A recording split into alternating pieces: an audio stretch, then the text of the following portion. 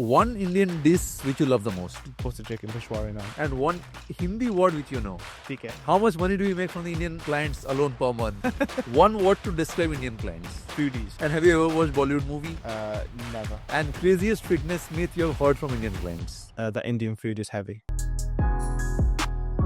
Good morning, guys. So today we have someone who is actually from London but has moved to Dubai since years and has been revolutionizing the Indian fitness industry through his own rules and tactics. So in this video, he would be able to explain us exactly and what are the things what an Indian man or women can actually do to stay fit without giving up their Indian diet. So this is something very common because Indian diet is like very heavy, and once you are like getting used to the Indian diet whole ecosystem, it's very tough to lose weight or stay fit. But in this video, he would be able to break it down to all of the stuff part by part and explain us how exactly an Indian man or woman can stay fit without giving up the Indian diet. So keep watching this video till the end. So this video is brought to you by Framer, the game-changing no-code website builder. That's changing the way we handle web designs quickly and efficiently. And so tired of spending hours coding your website?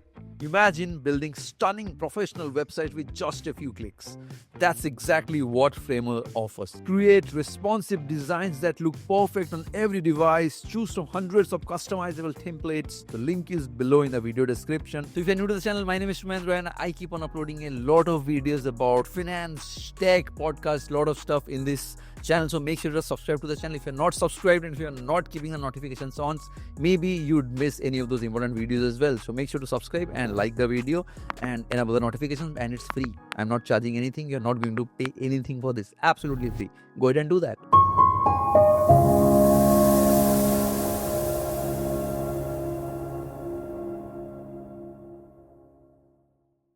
Hello, how are you? I'm really good, thank you. So tell us something about yourself. I am Nathan. I'm I guess an Indian or South Asian body transformation coach, and I've been doing it a very long time now. And I've lived in Dubai for 5 years. 5 years. Well, what did you do before coming to Dubai? I was living in London as a personal trainer, working in Central, and then I decided to travel for a little bit whilst I was working online. Okay. So do you like it here in Dubai or in London? Here, way better. 50 times better. So what is something what you don't like in London but you like in Dubai? I guess the weather.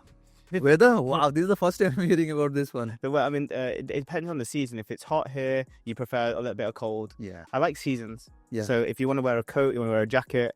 I mean, it's getting like that now. You can wear a jacket in the mornings. It's very cold. Yeah. In the morning, it's very cold. But a little bit of snow would be nice once in a while. You know? Snow, yeah. Once in a while, the snow is something what is. So how many times do you keep on traveling to London? I try and avoid it. I only do it for business. So we do client events. So we'll do like US, India, Kenya, and then we'll make a trip back to the UK to see our London-based clients. So it's not something like you keep on traveling to London just for like if I would have been from London, then I would have just traveled to London just for the weather. At least during the summer. What do you do during the Dubai summers? We travel a little bit. Just generally, that's when we'd go and do like our trips to the US or Kenya or anywhere like that. Events. Yeah, Business trips. yeah. Use that as an excuse because it's hot here. So like, what do you basically do and how do you do it?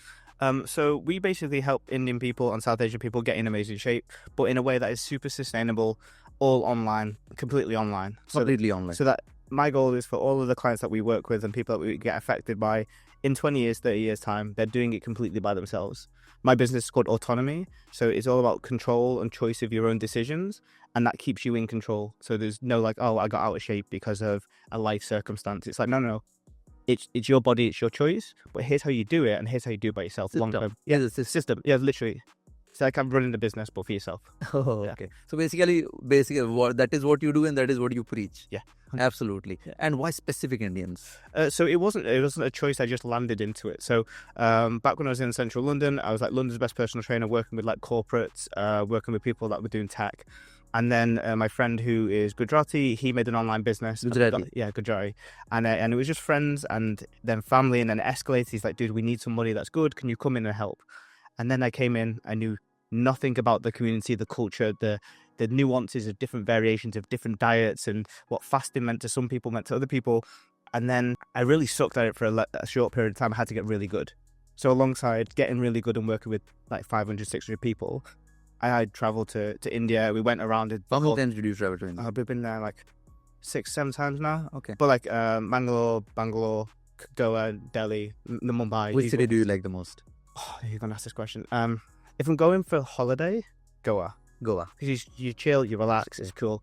But there's something about the little hidden gems in Mumbai Yeah. where like I've only been exposed to like the Taj Palace and like the like the small coffee shops that are just unbelievable. That side of the life is really cool. Yeah. But it's something that I've never been used to before, where you drive through lots of different obstacles, poverty, to get to this really nice one place, and then you then go back to your hotel. There's butlers, 5 of them. I like the service. And is it something from London what you miss here in Dubai? No. Nothing? Nothing at all. Absolutely nothing? Nothing. Family wise, I'm really close with my mum and dad, but they come out here instead. So. Oh, okay. They keep on coming. Yeah. Because London, I think the weather is very gloomy, like all throughout the year. Yeah. So if you want like a walk in the park with like wind and like grey, that's the place. So you used to stay in the central London or something like All of the little boroughs around the outside, I've kind of moved every single year. Just like when you rent, you're like, oh, shall I go and try a new place? Could I go differently? Can I get somewhere cheaper for better? Oh yeah, of course, yeah. And I just travelled around a little bit. Last place I lived was Stratford, which is where like the Wembley. Wembley. Yeah, I was there in London for just like 2 days. So I just went around, checked the places. It was good. Weather was absolutely, I loved the weather. Oh man, the weather was so grand. So many Indians. Wow. So many Indians. It was like filled with Indians. Yeah. And about the taxes, like you used to do the same business when you were in London, or you started when you moved to Dubai? No, so I moved here when I got my like second tax bill. I was like, I'm not doing this anymore. Okay. I'm good in the UK. It's happy, but I want to be here. My friends are here. I've been out here a few times. I know I can drop that percentage off my business, and I can go and spend it on myself. So And marketing is yeah. At this marketing teams, you can spend on anything. Yeah. You're purely selfish. Have to, because it's like, I think I was just talking to Charlie that day, and he says like close to 70% of your income goes on taxes, which is weird. Like 70% is too much. At least from 70%, even if you spend 50% on yourself, that's like a massive money. And in London, like, is it allowed, like, if you're a British citizen, like you can have a business here in Dubai and you don't have to pay any taxes in London? No, I think for as far as I'm playing it, and no, you have to live here and you have to be here a certain amount of days to not register for UK tax. Okay. They're very much, I guess it's a grey area a lot of people are exploring. 180, for Indians, it's like 180 days. Yeah. I'm not sure about Yes, London. come into Dubai once and then come back out if you need to. Okay. Yeah, you can. Like, it says like throughout the year, like 365 days. If you are staying outside India more than 180 days, you are a non-resident in India and you don't have to pay any taxes. Of course, if you have any business, like I have businesses in India, so I have to pay the taxes in India as well. But if it's a personal tax, you don't have to. Yeah. So it's, there are a lot of people, since it's a grey area, people are like try to juggle through as well. Yeah. People, a lot of my friends that I know, like they like the UK because of their family and they've got lots of stuff there, but they just want this over here. They want the business, tax-free. Yeah. Business and money. Business and money. So they play the game if they want to. I think a lot of people do that as well, right? Like they're from London, not from the US at least, but a lot of people from Europe. Yeah. What they've done it is like set up their businesses here in Dubai, money stays here, but they stay there. Yeah. As long as you have a home. Like I have been planning myself to see around like where we can have a house in Europe at least.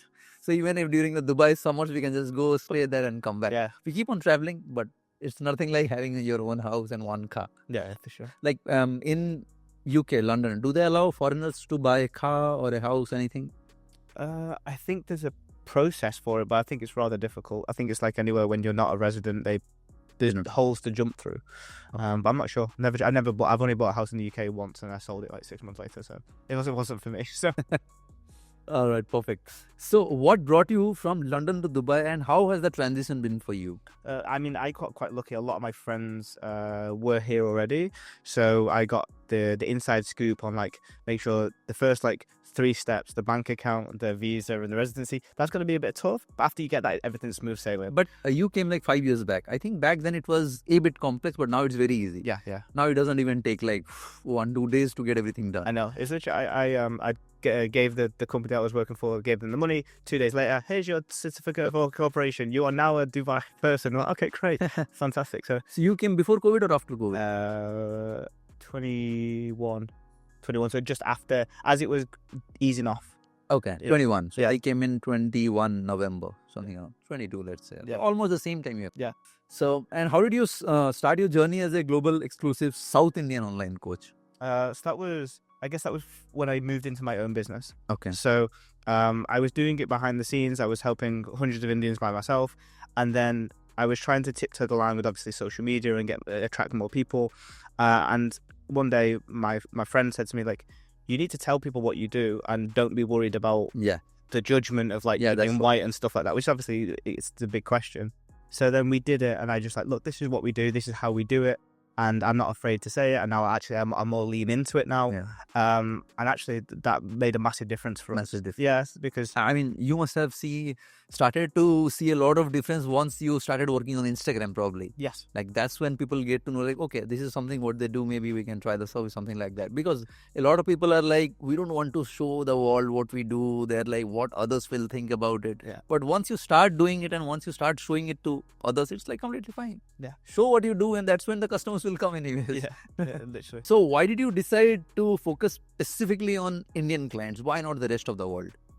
Because I believe that you get good at one thing and one thing only at a time. Okay. So when I was working with the Indian community in the other business, that's all I was focusing on. Whether it was like Gujarati, Punjabi, whatever it was, I was understanding these general parts.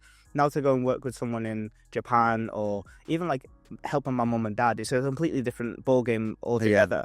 You know, everyone has their own struggles, but I just got really good at this. So it was just like, yes, the skills are transferable. You can help anybody get in shape. Yeah. But to get great at something, you need to just like block out all the noise and go, I'm going to get great at this. And that was my kind of philosophy. So now it's all about the Indian client. Yeah, South Asian, Indian, like we do have some Pakistani clients in the UK, but most of our stuff is like primarily Indian in the UK, US or India.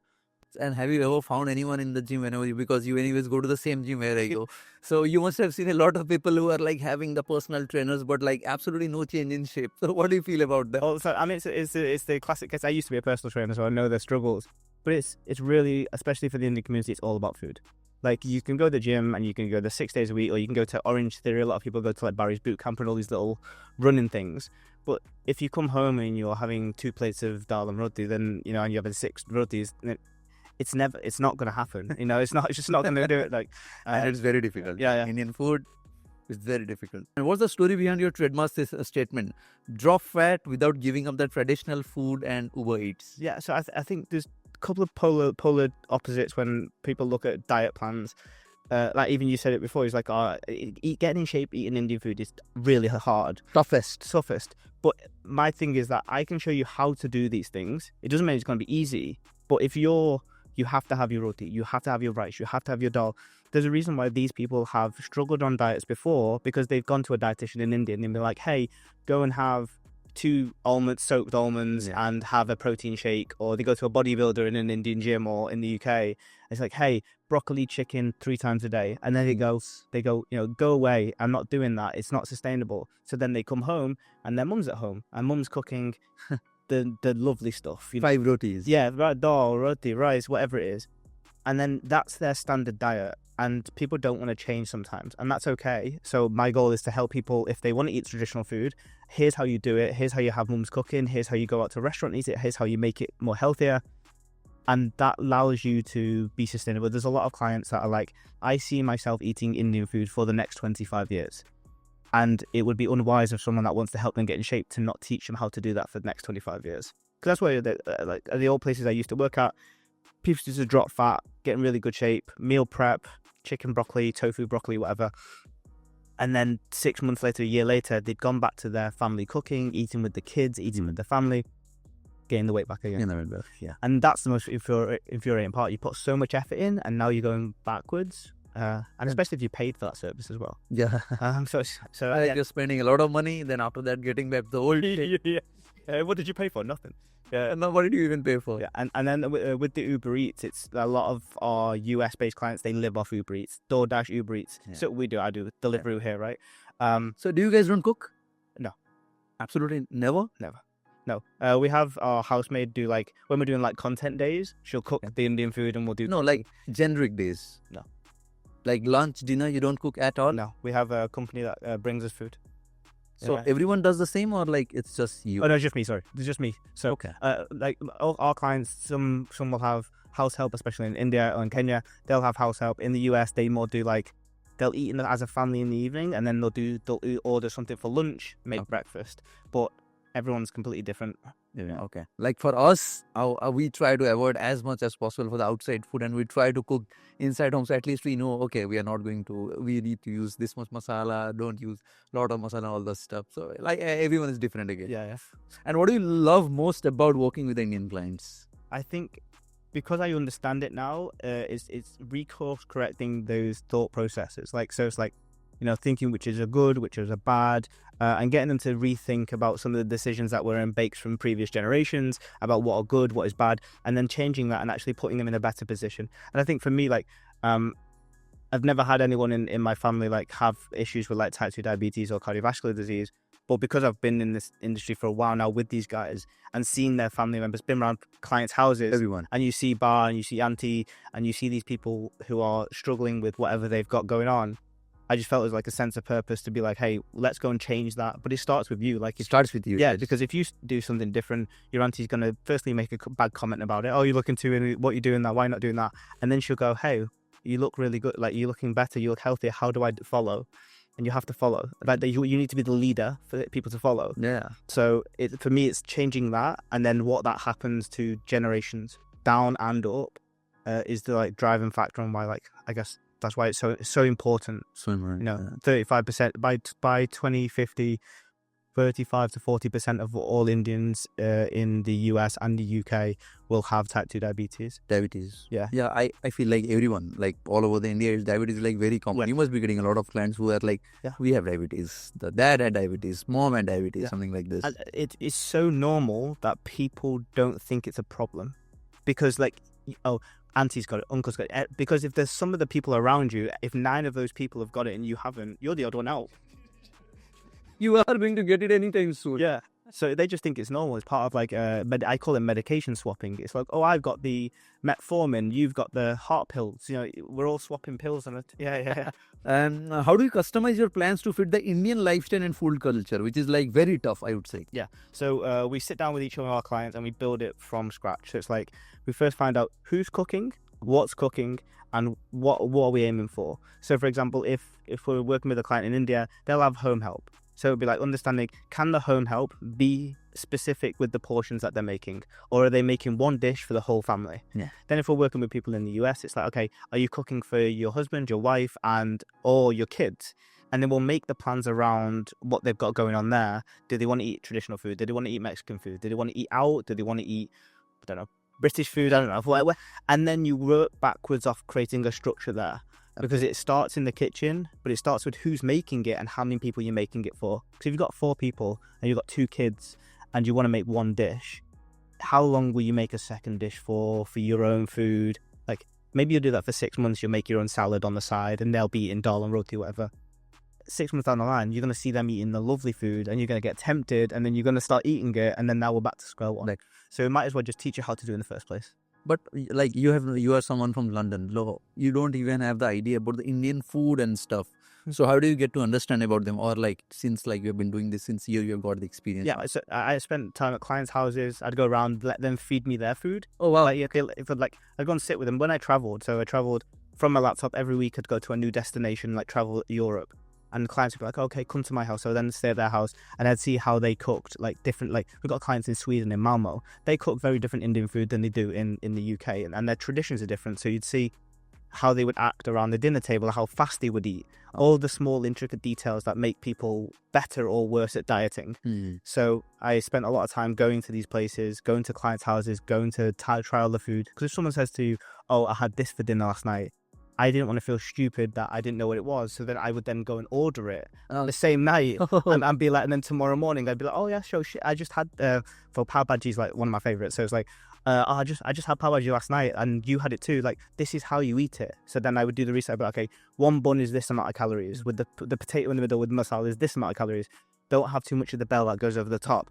And then that would be that amount of calories. So then tomorrow, make sure you only have one of them instead of 2 or 3. And I'd just make sure that I knew all of the details like that, so that when people said to me about a food, I knew like a okay, this is the one. Yeah, this is the one, and this is how many calories. This is what you need to do to have it. So maybe by this time you must have already tried a lot of Indian Oh, food. yeah, 100%. Yeah, yeah. All of it. Yeah. And what are the unique challenges Indian clients face when trying to lose weight or get fit? I think it's Biggest challenge I would say maybe the diet, controlling the it's 100% diet. It's just what part of the diet. So it's about understanding what is beneficial. So a lot of people don't understand that food is emotional for a lot of Indians, right? It's everything. It's sad, happy, joy, celebration. Food is the god, or gods. And but the problem is that when you love something and then when you have an emotional connection to it, you lose objectivity, right? You can't think straight with the person that you love all of the time, right? So when you're looking at what makes fat loss or what makes change, it's accuracy. So it's objectivity. If you're looking at your finances, if you've got a house to pay for, or you want to get a G-Wagon, $120,000, whatever. If you want to save that in a year, you have to save $10,000. Of course. That's objectivity. But people don't do that with the diet because they are so emotional about it. Yeah, they're like, let's have this today. Yeah. Tomorrow we can start Yeah, yeah. thinking about it. Yeah. And it's like, no, your body doesn't care if it was your brother's birthday.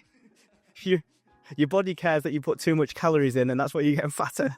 And that's the biggest thing. I look at any of the systems that we have in terms of US, Kenya, UK. When objectivity or accuracy is lost, then everything else is lost. Oh, this is healthy, but healthy doesn't mean low calories. Yeah, that's what. Healthy doesn't mean that it's going to help you, but equally, a chocolate bar or a bad thing doesn't mean it's going to ruin your progress.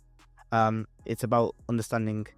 Treating it like your finances. Yeah. And if you own a business, it's like treating it like your business. What's your profits? What's your losses? What's your revenue coming in? And how do you incorporate traditional Indian food into the diet plans? Yeah. So there's two ways that you can easily do this quite simply. You can use something called the one plate rule. So we know that everyone likes the second portions and third portions. So first off, if you just create a rule that I'm only having one portion, it stops a lot of the downwind issues. But on the plate, you want to separate it. So half of it wants to be either salad or veggie curry or subzi, for example, and then you want to cut the rest of the plate up. 1/4 is for carbohydrate and 1/4 is for protein. By doing that, you create objectivity to a plate. Now you can't have 7 roti on the plate, or you can't have naan bread as big as your head. But you have to get it into these portions, and then that's where any food can fit into that model. The paneers, the subsies, the curries, anything can go into those. And that's how you just make a small change to... We've got clients that do that only they eat. We don't even tell them what to eat. They just say, you make food with the family, but you follow this rule. 6 months later, they're 20, 30 kilos down, which is like 60 pounds. Massive. Just by going, I'm not going to have second plates. So that's one. That's an easy way to do that. Yeah. But you must be getting a lot of people again who would be saying like, we need to have rice twice a day, rotis, minimum in the dinner. So how do you make them control? So it's like a business negotiation. So it's like, for everybody's got what they want and what they're used to. And then you've got over here, which is the goal. What you have to do for the goal. Yeah. You have to earn money in the business to make a business, right? So we negotiate. So if you want the rice at these parts of the day, then this is how much of it you have to have. So, and then they say, but it's not that much. It's like, okay, well, maybe you should try rice once a day then. Maybe have a bigger portion. How does that sound? And it's like a negotiation. And then eventually people get to what is necessary for their goal, but they feel like they're doing it in a way that is part of what they normally do. And do you allow them to have like a cheat meal? Like what I personally do is, like I do intermittent fasting for at least 6 days in a week. Yeah. And I've been doing this since 2019. It's almost like 5 years now. So I like earlier I used to do the keto diet. It was very strict, and that's when I started losing the weight. Like earlier my weight was very high, like 83, 84, and it started coming down once I started putting in a lot of work to my diet. And very strict. And that's when it came to almost 70s. But the problem is, of course, you are not going to have a lot of carbs. You cannot have, if fats is something what's going to be needed, protein is something needed, carbs, you cannot have a lot. Like normally, whenever you're with family, you need to have like 4 or 5 rotis. It cannot be just like one roti. If you tell your mom, like, I'm just going to stay with one roti, they're like, come on, you cannot do that. You need to have 5 rotis right now. So it's very difficult again. Yeah. So what I feel is, like, do a proper diet for like maybe 5 days or 10 days, and then have one single day to have a cheat meal. What do you feel about this thing? I think if you do that correctly, as in you do the 10 days properly, absolutely fine. Absolutely. It's all relative to what you're going to... So we use like particular strategies. We call it buffering. So you'll take away some food from the week to have more at the weekend. So like, let's say for example, your budget is 2,000. You take 400 away for 5 days. Now you've got a lot of calories extra at the weekend to get that takeaway that you want. But it only works when those 5 days are done accurately. Accurate. Yeah, because if you're not, let's say, if you're not an intermittent fasting, you're just having small meals and you have a few bites of extra biscuit, or you're disciplined on Tuesday, Sally brings in the donuts to work and now you've had an extra donut, well, then you haven't created the room to have the nice, enjoyable thing. Right. So it's a really good strategy. We do it more like on more of a basis of like, if they don't want to lose, if they want to get really good results, they have to buffer earlier so that they can enjoy that. I wouldn't do like all extended period of time. So I don't do it weekly because that just gets into a bad habit. And then, next 20 years, you're going to be every weekend going to be smashing the pizzas. And then you're going to be starving all week to smash the pizzas. It's not a great mindset to have. But if you do it like once every 40 and once every 21 days, that's fine. That's fine. Yeah. And you must be getting a lot of Indian clients who must be telling you like, I need immediate results. I need instant results. Yeah. So how do you deal with those people? Again, it's that negotiation piece, which is like, how much are you willing to do and how much are you willing to, is non-negotiable for you. So we'll say to people at the beginning, what is non-negotiable for you? Drinking my chai, having Indian food, eating with the family, date night, takeaways. It's like all these things for you are non-negotiable. These are kind of maybe the opposite of losing weight. Having all the time eating out, kind of hard. So we'll say, well, how about we do this, this, and this? Like, you can drink your chai, you can have your Indian food, and maybe you do once a week takeaway, but we can help you pick off the menu. And then we can do the rest of the week like this, and you do this amount of exercise, you do this amount of training. We can predict that you're going to lose about 1 kilo a week or whatever it is. Are you happy with kilo a week? Kilo. And if they say yes, then we've got them their plans. Now if they're like, I want more than that, it's like, well, no, I'm not Jesus. So like, Difficult. Yeah, it's just, how about we do this? Start with 1 kilo, and then if you want more after that, we can maybe start it. But even 1 kilo a week is still very high. It's very good. It's very difficult. Like, you have to be very strict about the diet. Yeah. Like, if it's really like 2000, you have to stay within like 1300, 1400 and keep at least 400, 500 deficit. Yeah. Very difficult. Like, they may be like, okay, I'm ready to lose 1 kilo, but what are you going to do? Are you going to be that strict? Yeah. I believe like a lot of people would be coming and saying that I need instant results. But once you tell them you have to do this to lose like 1 kilo per week, they would be like, oh, it's tough. Yeah. And then that's why we sit with them and just like, look, you want this and I want this for you too, but this is the process. And this is a fair process. You get to have your individual, you get to have whatever you want. This is the way you can do it the best way. If you're still not prepared to do that, then this has to change. It's like the expectations of any business, anything like that. It's like, it's a give and take. Give and take. But that's but I think with the community, it's like, it's very heartfelt. I need, and there's and it's more like I want, but they feel it's not. And like, who do you feel it's easy to work with, ladies or male or females? I like working with females a bit more, just because of the way that I come across. Like when I'm interacting with my clients, I'm more like a little bit more soft spoken.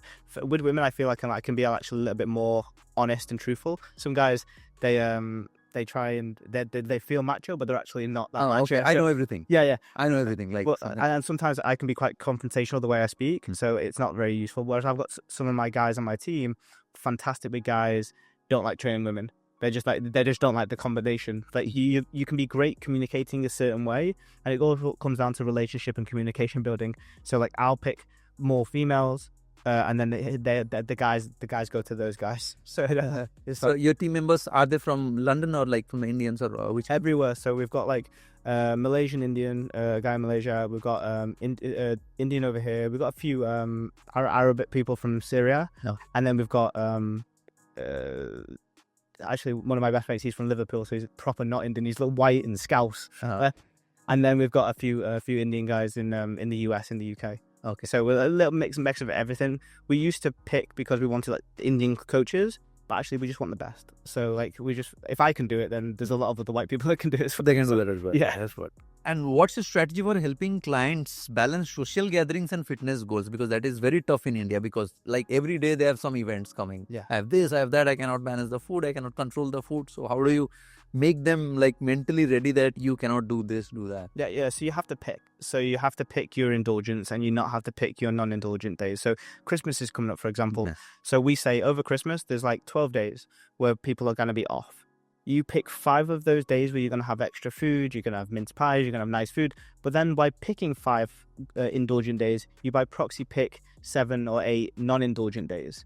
And now because you've got the fruits of these 5, you have to be more disciplined on these other days. So if you like socializing, and like, we got all those clients in India that are traveling and they eat 5-6 days of the week out, it doesn't mean when they eat out they're treating it like it's a celebration, and that's the mindset that they have to get out of, because it's a business travel. You do it every single week for 52 weeks. If everything was a celebration, we'd be in a bad situation. You're staying at a travel lodge or something like that. You're not staying at like the Taj Palace. If you are, then that's okay. But so you say, okay, well, Friday you've got the work drinks.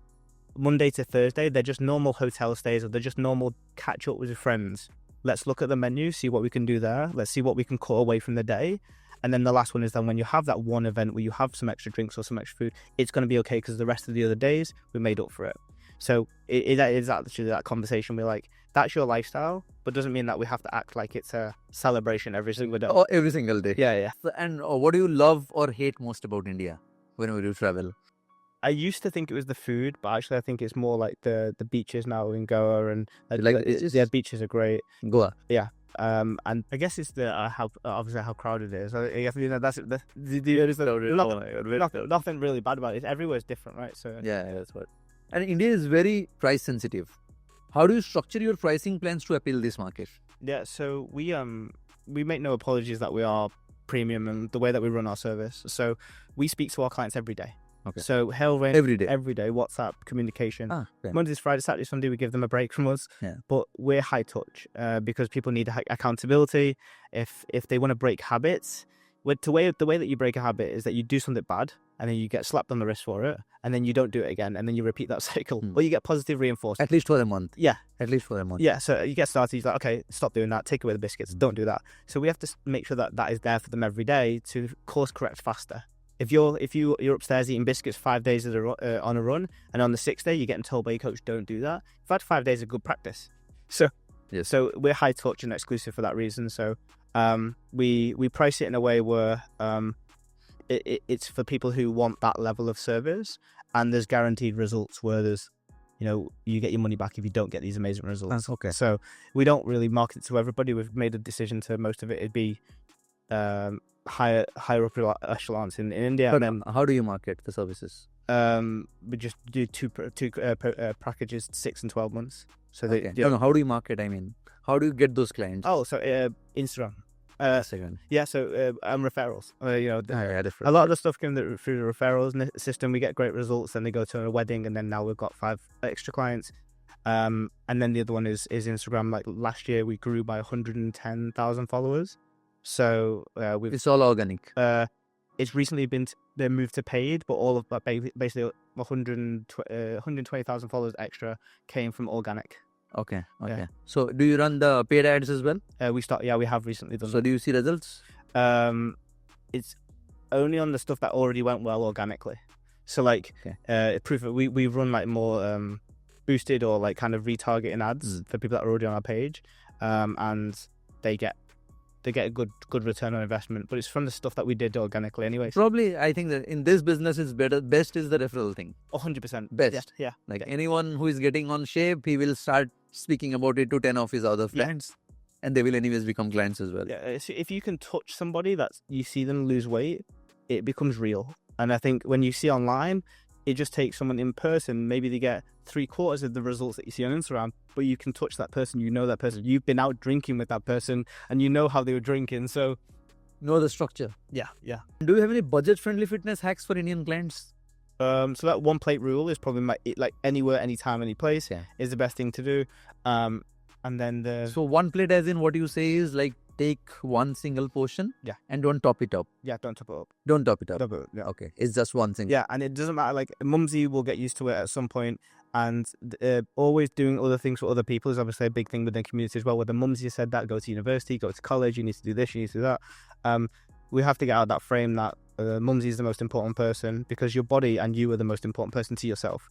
Obviously, they have a higher ranking in the system emotionally, but if we always choose what other people want as opposed to what we want, we always leave our body, our dreams, or our goals second nature. I see that a lot in terms of everything from careers to, one of our coaches, he used to be an orthopedic surgeon because he had to go to university because of his parents told him to be an orthopedic surgeon. So and then he got super sad and he didn't really like it, and now he's a coach. because he loves what he does, because he was pushed in one direction and another. Anyway, caveat is that that's the same thing that happens with food, is that because we're getting told what to do with it, they become a priority as opposed to our own needs. So that's why the one plate rule teaches you that, because you've got what you need as opposed to what someone else wants you to have. And they will be upset a little bit, and that's okay, but she'll get over it. And as per your experience, like how much time does normally an Indian client take time to actually get used to the whole process and discipline? It's immediate if they're on board with the way you're doing it. So if they don't agree, like if people come in and like they don't like the way that you're eating the food, the way that they want, they're very resistant to change, that can take ages, because resistance to change in anything is hard to I cannot change. I cannot do it. I cannot do it, stop. Yeah. Whereas if someone comes in and goes, this sounds like a good idea, I hope it works, and I'm open to trying it, then that communication daily just makes sure that people learn lessons faster. So we speak to clients by the end of the week, 2 or 3 pounds down, another pound down the week after, and then they're just rolling from there. Yeah, once they start seeing results, maybe that's when they get the interest. Okay, this is working. Yeah. Let's do it again. Yeah. do it again. Let's do it again. Let's try to make it more harder, maybe. Yeah.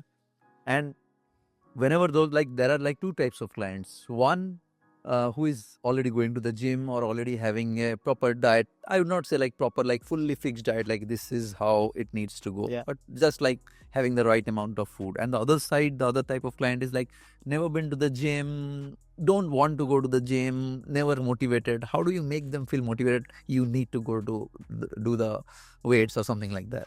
So I think they have to be in a situation where the pain of change is less than the pain of where they're at right now. So normally, some people, I say this to some people and it sounds terrible, but some people just have to get more overweight first.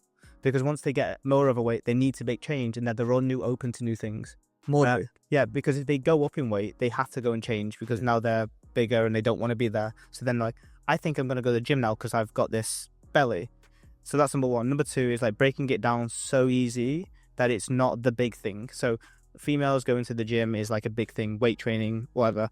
So we just start with home, and you just do a couple of things at home, and you make 10 minutes time, build that to 20, build that to 30, build that to 40, then go to the gym, do that for 10 minutes, come home, build that for 15 minutes, come home, and you just build it over time. Most people who are low motivation or like not, they hate everything, they just have to do it for a time period that they don't hate it for to get used to it. Get used. And normally it's less than what they Less think than it a is. Yeah. So if you're doing 20 minutes in the gym and you hate it, just do 15 or find something that you like to do. Some people like sports. Like you could get a lady to dance for an hour, but you won't get her to do 15 minutes in the weight training. Yeah, that's right. Go and dance. Do that 3 or 4 times a week. Unless you want to build muscle tissue, then you don't really need to do the gym. Yeah. So go and do your dancing. Keep to the 1 plate rule. Say no to your mum's food, second food. Then that weight happens. And I was going for a lot of social events. Yeah. That's, I mean, because once as an Indian, if you go for a social event, there is no way you can stop yourself, because the food is so good, you will end up having something. And at the end of the week, they're like, okay, I already had so much of bad food. There is no way. Okay, so Monday.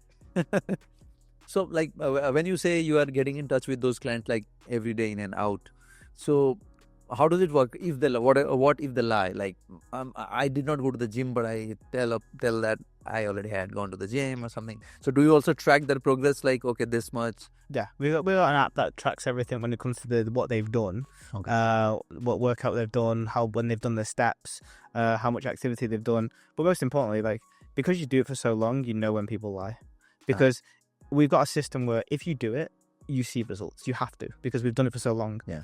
And therefore, if someone miraculously doesn't see results, but they say they've done everything, it's like something's fishy. Yeah. Because 99 people did it, and they did this, and then the one person did it, and I think it's you, not the 99. Not the system. Yeah, it's you.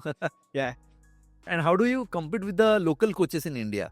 Because India is having a lot of coaches. They have their own pricing. They always try to keep the prices very low. That's what you might have seen as well. So how do you try to compete with them? So we don't actually compete, we just wait. They normally, people, especially in the UK and US, first time they go on a diet, they'll go back to a home trainer. They'll go back to India, they'll go and grab someone that's got an app, or someone that they met years and years ago from a friend, and they go and pay their $40, whatever, $50 for 6 months. And then they don't get any results, and they hate the diet that they're on, and then they look for alternatives, and then something comes up about us, and then they see the price difference and they're like, holy shit, why is that different? It's like, that person didn't get you any results. You did chicken, broccoli and rice for 6 months. This is how we do things, and this is why. So we just wait. We don't really compete. We just know that our services and what we do is different because everyone comes to us after they've done their cheap diet. Okay. So yeah, after maybe they would have tried a lot of other stuff. That's when they start coming back. Okay, we have already tried this. yeah, That it's time to try you. Let us know what you Yeah. offer. What's your take on the growing fitness culture in India? Because like lately, like since now internet has been very cheap, Instagram has been like going crazy in India. What do you feel is the future of fitness industry specific for Indians? I think it's going to be really good. I think from a coaching perspective, from if you're in my industry, they've got more access now than ever done before. They can sit in anywhere they've got Wi-Fi and build a business, which is awesome for those guys. And hats off, some of the guys are doing crazy good content, and they're doing crazy good like fitness reels and lots of stuff, and they're helping a lot of great people. So I think it'll only continue there, where that will go up and up and up. And the fitness industry over there is just more about kind of getting more access to more. I think outside of fitness, it's more to do with health. So it's more to do with like the walking, the nature, the activity, the group stuff. Because obviously, the question that we get all the time is like, okay, when I go back home, I can't walk in the street, I can't go for a walk, and it's that type of stuff that I think is missing because people go home and they're just sedentary, and then they go to the gym, sedentary, go to the gym, sedentary, go to the gym. So they need that. I guess that's where the next wave will come, where it'll be like people will be able to go for runs and walks and get out into the nature. And like you must be getting a lot of clients who would be like in India, of course. Like if you're telling them every day you need to finish at least 10,000 steps, but they don't have any place to actually go walk or run. So how do you solve this thing? One is like we'd do the same in Dubai, which is the walking pad. So the walking pad is a little thing that this big, and you just basically walk on it. It's a small treadmill.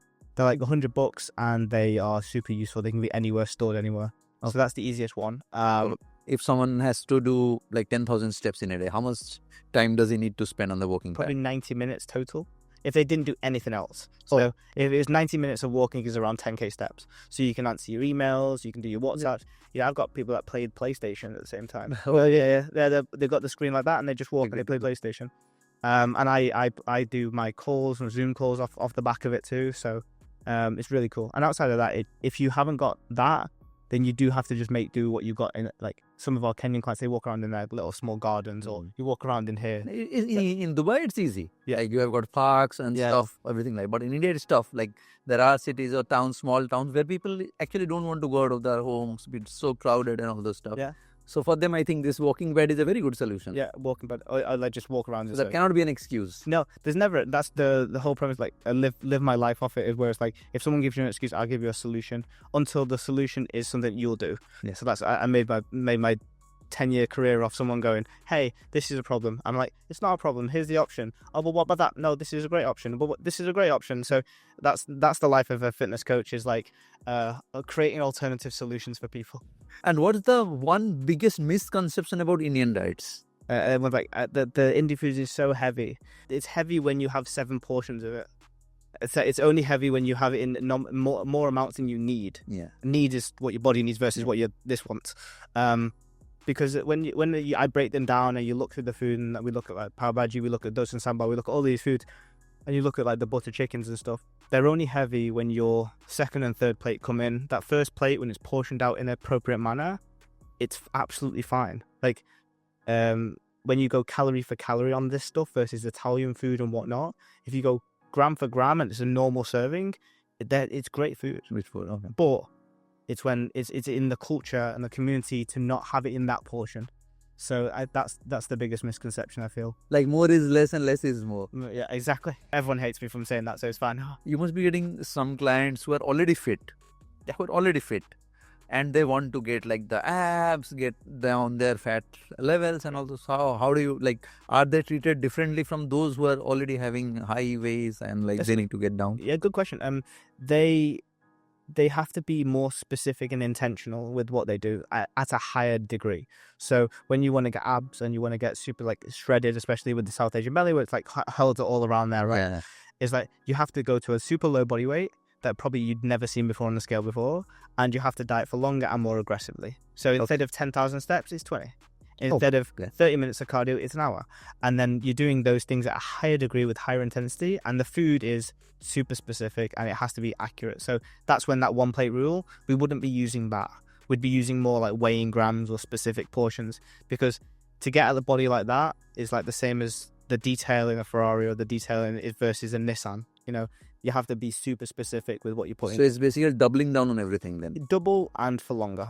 Younger as well. Yeah, and that's why the attribution of having abs like that is very much a 1-10% thing, because people aren't willing to do that. Because once you feel good, once you're like got rid of the fat, you're happy, and you can see maybe a little bit of something, that's cool, that's good. But it's like the 80-20 rule. For that last 20%, you have to put 80% more effort in. Yeah. And most people just are happy with getting the other way around. Yeah. So once there is a level, they're like, okay, this looks good. It's good. I'm happy. Yeah. I'm happy about it. Yeah. But what, like, if someone is actually getting the levels down to like 10% fat, 8% fat, have the clean abs, Yeah. and once they start eating, like, what I understand, maybe it's wrong, like, once your metabolism is very high, you have the abs and the fat is very low, then maybe you can have any kind of food you want, because the metabolism is very high. You will easily digest those food. Yeah. So is it like correct or is it wrong? No, it's the opposite. So if you're at that level of body weight, you burn less calories than most people, because you'll burn less calories. So let's say, for example, you're 90 kilos chunky, and to be really lean, you might have to be 65 kilos. That 90 person burns way more calories than the 65 person. So this person has to eat less calories than this person. So that when you then are 65 and you stay 65 and you want to stay in this shape, you have to basically eat much less than you used to. So that adjustment period is about, oh shit, like I'm actually a smaller human now. I'm a small chihuahua versus a bulldog. You know, I need to feed them differently. And that's where you can have those moments where you do overconsume, but the rest of the week you have to be like really on Very top of it. strict. Yeah, the more you want to make, same as you're a car guy, so to maintain the Porsche, because I got a Cayman S and it's terrible for maintenance, is like you have to spend a lot of money on maintenance, versus if you have a Nissan Sunny, you don't have to spend anything on maintenance. And that's the same with physiques. The leaner that you are, the more like shredded you are, the more you have to spend on your maintenance. And that means that spending on rigidity, specificness, and actually like accuracy is that's So why it becomes more like a full-time job then. yeah, literally, like you'd seen Charlie last week. Charlie's massive, but he does a lot to maintain that. He's like always on it with food. I got out for dinner with him, and he doesn't have any pizzas or anything like that. He doesn't even drink. You know, he's having steak or fish, and I'm like, I'm getting the pizza. You know, so like to maintain that level of like focus, that level of physique requires more focus. More focus. Yeah, absolutely. How do you handle clients who feel overwhelmed by the idea of dieting or working out? It's a good one. So overwhelm is having decisions with not enough priorities. So that's the classification of overwhelm. So all we need to do is create the priorities of what they need to do. So if they're struggling with the workouts, is it the what, the why, or the how? Is it that you don't know what to do, you don't know how to do it, and you don't know why you're doing it? And then from a nutrition perspective, it's like there's so much information out there. You just need to dissect it to when do you want to do it by, how do you want to do it, and what do you actually need to do. Yeah, so it's giving people the distilled information. Instagram, socials, meal plans, they're just like an amount of information that you have, but distilling it into your real life is the masterpiece. Having a routine is the easiest way to do that. If you're like, this is when I'm going to eat, this is when I'm going to cook my meals, this is when I'm going to walk, this is when I'm going to do these things, it creates less overwhelm because you know when you're going to do it. Organize your brain, like you've got your to-do list, you know what you're going to do. And what's your opinion on the Indian street food? Can it really fit into the fitness plan? Yeah, so we do videos all the time about pani puri. So pani puri is like one of my favorites. So 6 pani puris is 250, 300 calories. 300. Yeah, 6. So, Only 6. yeah, exactly. That's the thing. I get the comments, oh, I count after 20. Count starts up to 20. Yeah. And I'm like, fuck all that. I'm trying to help here, you know what I mean? So like 6 is 300, and you don't treat it like it's a special food. I guess it's not emotional, so I don't treat any of the Indian food as emotional. I treat it as food is food. So if you want to have 20, then you know your number. If you want to have 15, you know your number, and then objectivity reigns. So like so you can have it, and pani puri is the easiest one to have. The rest of the stuff is a little bit more technical because it's Samosa and all as well. yeah, because of the size and the weight and Size and weight is again. and all like the sugary ones as well. And how do you actually motivate those Indian clients to stay consistent with their goals? Because it's very difficult to keep them motivated all the time. They get motivated maybe during the end of the year. Okay, new year starts, I need to get in shape. But how do you actually keep them motivated all throughout the year? One is the accountability daily. Second one is they have to invest in something that they like. I think if you put the wager on some financial investment or some physical investment or some I guess if you don't do it, then you have to do X, like a sacrificial thing. So a lot of my friends, he works in therapy, if his clients don't do the work, like homework for him by the end of the week, they have to do like something like a task like shave their head. So like it's a funny joke where if you don't do it, then you have Punish to yourself. yeah but nothing too crazy. So you have to have a deterrent of what happens if you don't do it. Have to have accountability. And the last one is they have to know why it's important for them to do it. So a lot of people, they start diets because their auntie told them to. They're your chubby cheeks now, you're getting too fat, and they'll start a diet, which means that 4 weeks later they're running off their auntie's motivation. And then if they would have wanted to do it by themselves, they would have done it with their auntie. So not a lot of people in India, they start diets because of the external shame, and then they fizzle out of motivation because it was never their motivation. Yeah. It was auntie's. I was like, I need to show her, yeah. Oh no, she's gone away. I don't care. I'm back not dieting there. So if the person knows why they need to do it, and we always ask these questions, is like, who's going to be impacted by you staying where you're at right now? So we use that on our calls when we start to see if people are a good fit. And if they can't really say who's going to be impacted, I don't know if they're ever going to get motivated yet. So if they say, well, I can't run around with my son, I can't lift him up, I get up out of breath going upstairs, me and my wife's relationship is not too great because I'm like, too large, whatever. They're the people that will make the change. Yeah. That's when. Like they need to have something to actually like a result or something like that. Okay, I have this thing to achieve. I need to show this to my friends or family. That's when they will do it. Yeah. And are there any specific fitness myths or concerns you keep on hearing repeatedly from Indian clients? The one I believe is eat less. Yes. Maybe. Yeah, I have to eat less, or I can't eat traditional food, or I need to have certain foods. Supplements are massive in India. A lot of people push supplements. A lot of the even from like I'll get shot by this, but like the Ayurvedic community, they obviously, you either go for diets like functional medicine diets, you go for health diets, or you go for bodybuilder diets. They all come with a pack of supplements, and then 10 different ones. And obviously the medical system in India is something where you can fudge quite easily. So a lot of people are getting like prescription based stuff, thyroid medication or Ozempic or stuff like that at higher levels when they shouldn't really be doing that. I guess the myth always is the veggie Indians. They're like, oh, it's my protein intake, that's why I'm not in shape.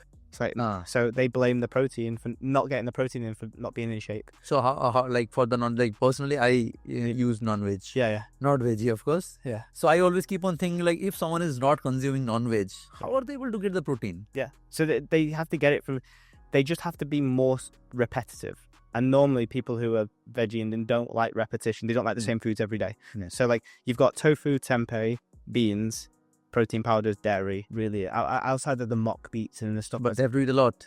But then you have to eat those in high qualities. Yeah. But that's the cost of wanting. Yeah, it's the cost of being veggie. Like, don't shoot the messenger. Like if you've chosen that and that's a family thing and that's cool, it's religious, whatever it is, that's cool. But these are the consequences for you getting in shape. The process doesn't change just because that's a decision you've made as a family. So you're going to have to eat a bunch of tofu. You're going to have to eat a bunch of dairy. You're going to have to eat a bunch of protein powder. You're going to have dal, dals, chickpea, rajman chanas, all that type of stuff.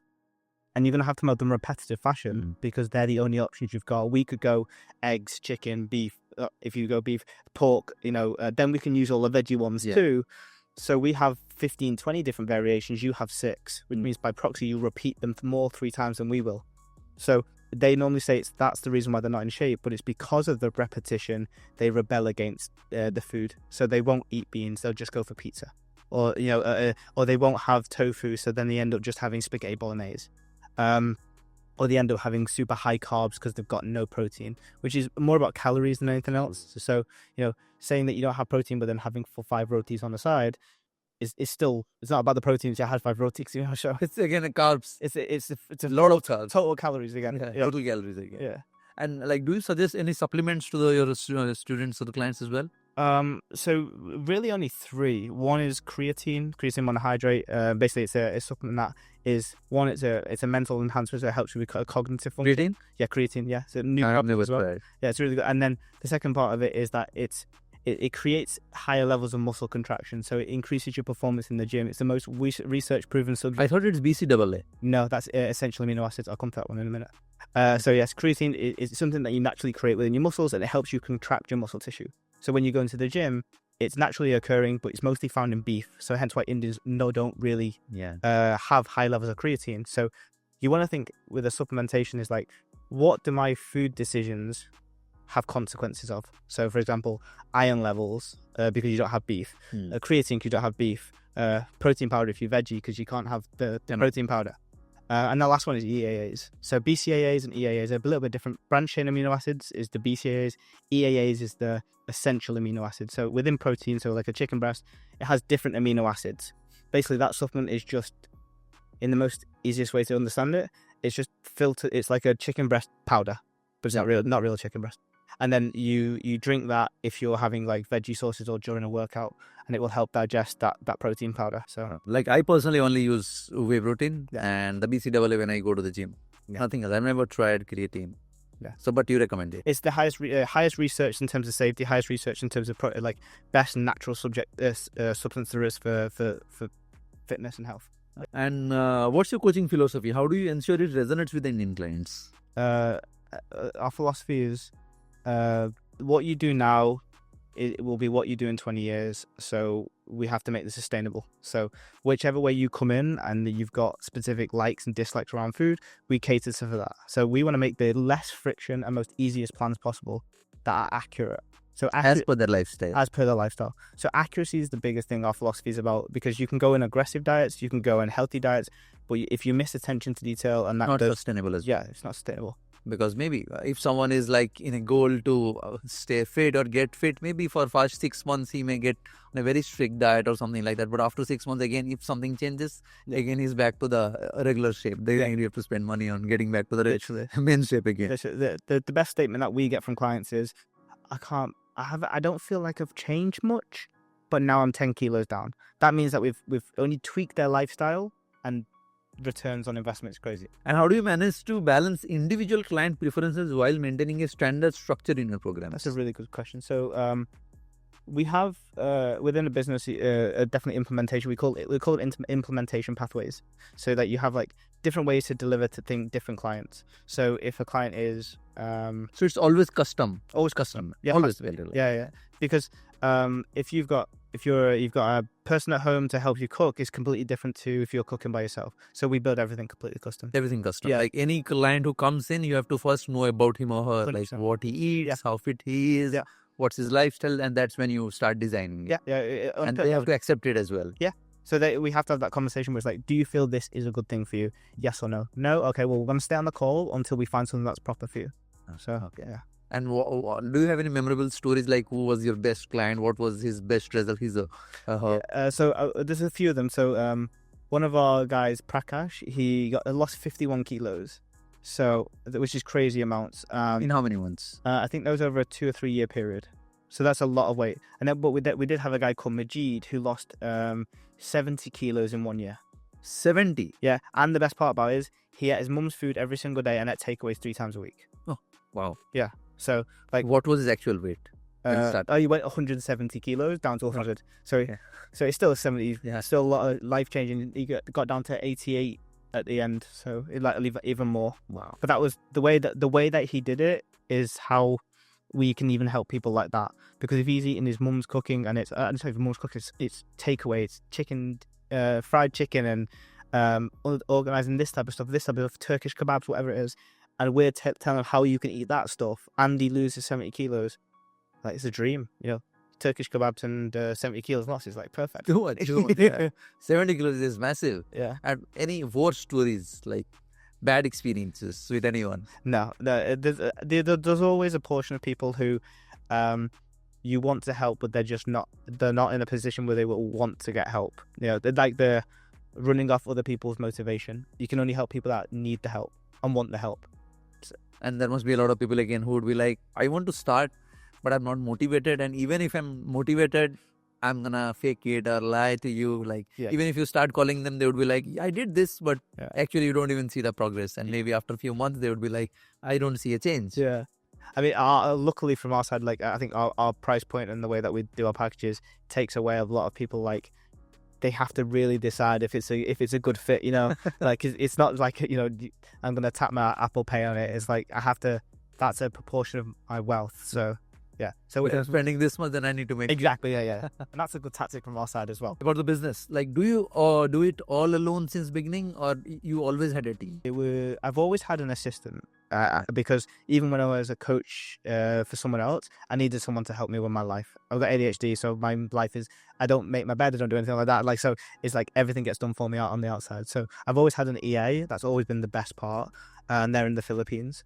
Okay. And Remote. yeah, so yeah, So how do you manage it? she manages everything from my diary to the maids to the window cleaners to the Everything remotely. yeah, everything. Yeah. Wow. So it's good. She's great. She's been with me now 6 years. So yeah, so she's unbelievable.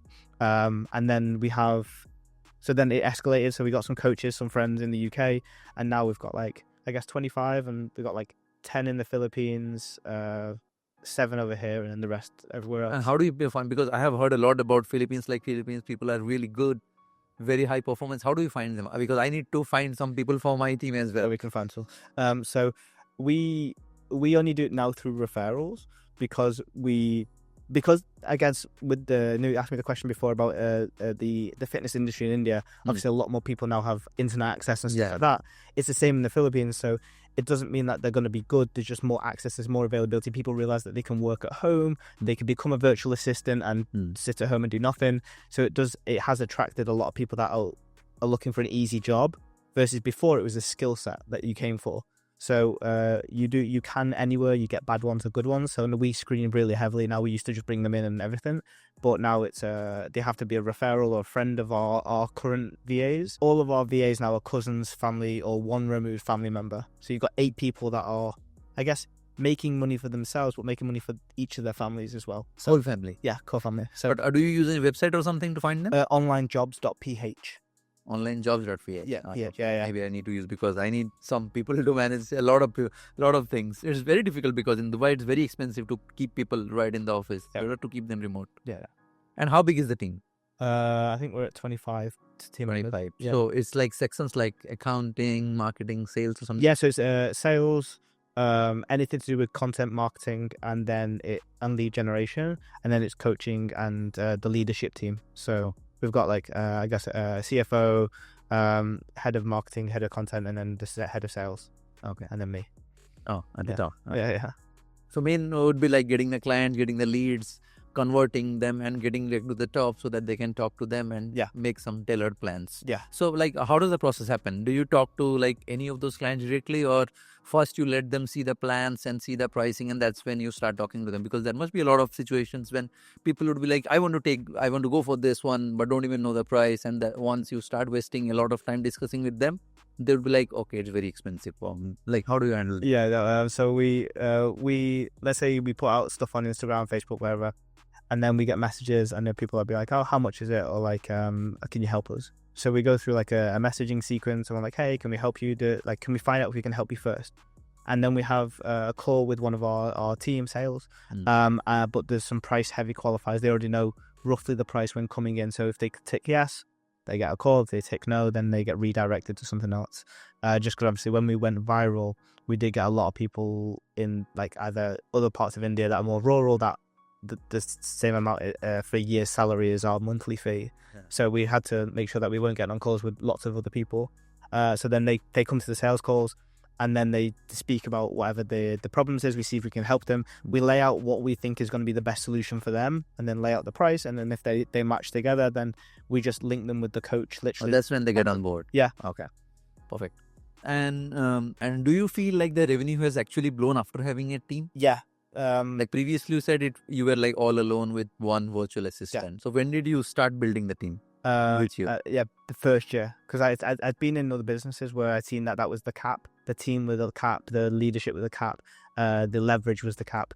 So I knew that I was coming in. I didn't want to do much of this fulfillment. I didn't want to do lots of the coaching because I'd already done it for years.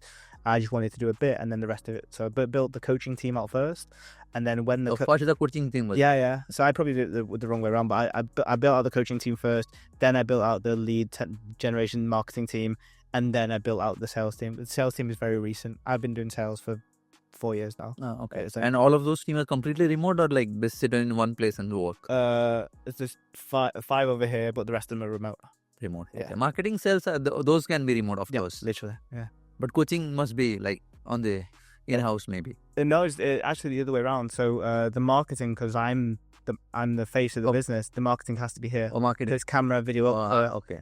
And then we got 2 coaches over here, and then the rest of them, I've hired quality coaches. Is that you have to be great. So I don't care if you're in somewhere like Belize. If you're a great coach, you're the best job. Yeah. Do you have someone from India as well? Not specifically India. No. No. But like either they're Indian in Dubai, Indian in Malaysia, but not specifically in India. Okay. But because since you're catering directly to the Indian clients, the coaches have to have the knowledge about Indian food, diet. Yeah. Course, That's their interview process is like, tell me the calories in pav bhaji, or like tell me what's included in pav bhaji. Like, how would you put pani puri into people's diet? How would if auntie cooked this with this amount of ghee? What we'd have to do with the rest of the meal to make sure. So they have to. Yeah, like people ask me, like, does this person know about Indian food? I'm like, do you think I would rest my business on them not knowing about Indian food? Like, it has to, you know. It's like, and how do you manage like everyday operations? How does it look? Basically we run daily huddles in the evening. So from like 4 till 6, there's just back-to-back meetings where we run different parts of the team, and each of the team members have a leader, and then those leaders now run the teams. And then I do the rest of my day. And so every day they are reporting you. In the end of the day, you at least have the reports. And do you also talk with the sales and marketing team? Every day. Yeah. So how many calls are getting booked in? What was the calls like yesterday? The head of each team will review the calls. So it's like, hey, yesterday you had that call with that person. This we need to do to improve this, and this, and this.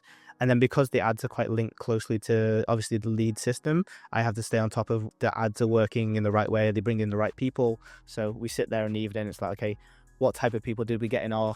So what do you feel like the organic traffic was better, or like once you started putting in the paid ads, you're actually getting more results? That's a really good question. Organic is always easier because they've watched you for longer. Normally, like our buying cycle is either like 3 days or 3 months. It's like there's no middle. So like people will come in, really like our stuff, they're getting a call and be like, yeah, I'm in. Or you'll get the people that are like, I like your stuff, I've been watching you for ages, not really sure about this white guy thing, doing like Indian food, whatever. And then 3 months later, they're like, oh yeah, we've watched you for ages, I'm ready. Yeah. And what kind of conversion do you see? Like, let's say if you're getting like 20 leads in a day, how many people actually convert to a paying customer? So we'll do, let's say for example, our show rate for calls is like 60%, close rate is 40. So that's out of 20. If we get 20 book calls and they're all qualified, we'll probably close 5 to 6. Almost the same in all business. Yeah. If you could bring one thing from India to Dubai, what would it be? Oh, the service. Yeah, the service. Yeah, the Taj Mahal service would be great. Every day, fluff pillows. That would be amazing. Everything. What advice would you give to Indian clients who are hesitant to invest in online coaching? Because people feel like maybe this will not work. I will just try to go and try one personal trainer, not something online. What do you feel? If you plan on doing this for the rest of your life, don't put yourself in a situation where you need someone else. And that's what personal trainers do. That's what like weekly nutritional calls will make you do. You want to invest in the next 20 years of your life by learning the skills like a business, like a guitar, and then being able to play it for the rest of your life. So once you've got a system that creates longevity, which is an online does that because it creates detachment away from you and the person, you have to be on your own 2 feet to start with, which means that you have more responsibility, you add accountability to that, you then get results, and then you take away the person and you stand on your own 2 feet and you stay in shape. So like I used to be a personal trainer and I had this guy for 4 years. I was like, hey, we're going to do the bench press today. He goes, which one's that one? I was like, I trained for 4 years. Oh, he didn't even know the name of the exercises because people come in and they're paying you to shut their brain off. and just tell you what to do, not learn. So then if he went to the gym tomorrow on his own, he wouldn't know what to do. Yeah. And I think that's the devil's kiss of Yeah, personal they training. feel like maybe I will just hire someone and I will get back to shape, or I will get in shape. But it's very easy. Like, you don't even need someone to actually train it. If you know the whole system, it's a process. Yeah. Like, anyone can do it. But thing is, people don't want to build a system, don't want to know about it. They just be like, let's hire someone and Yeah. maybe he's going to be the god for me. He will get me in shape. But it's very difficult because every time I go to the gym, I see the same people in the same shape. Yeah. Nothing has changed over the years. They look exactly the same. And I have changed from like 83 to almost 70 right now. So I see like there is no change, but they're spending a ton of money again. Ton of money. If you tell them you can just spend like 1/4 of it on an online coaching plan or something like that, they'll be like, no, online doesn't work, something like that. It's very difficult to again make them understand. Yeah. All right. So if you had to eat one Indian meal for the rest of your life, what would it be? If it was for the rest of my life, it'd have to be butter chicken and peshwari naan, just because the protein, but also taste amazing. But if I was having like a one-off meal, I think I would definitely be. It'd have to be street food, like samosa chaat, like pani puri, because it just creates I'm a big addict to the tamarind sauce. Like anything tamarind is like I'm addicted. Yeah. So, what's your ultimate fitness tip for the foodies who love Indian cuisines? you can love Indian food and get in shape. You just can't have as much as you used to. Portion. Yeah, and like you and the way that you get to enjoy that for the rest of your life is to create more boundaries around it. Like, you can't have everything that you always love in 100% all of the time. So And does your plan allow sweets and all? Yeah. Or there is no sweet? a gulab jamun with 150 calories. Again, objectivity. If you want to have 2 of those, you can have 2 of those for 300 calories. 100%. Like, that's our big thing. Is like, you tell us what you like. You like jalebis, you like gulab jamun, you want ras malai, whatever you want, and then I will tell you how to have that and still drop fat.